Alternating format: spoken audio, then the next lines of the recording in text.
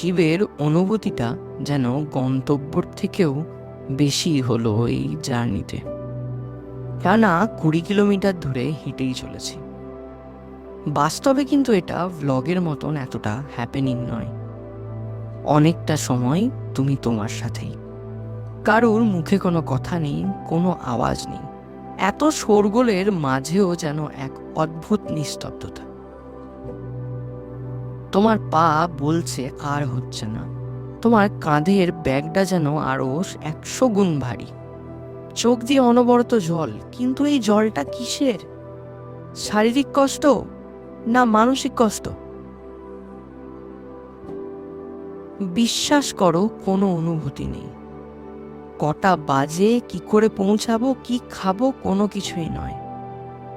আর এত কিছুকে ছাপিয়ে গিয়ে মনে মনে খালি একটাই নাম, ওম নমঃ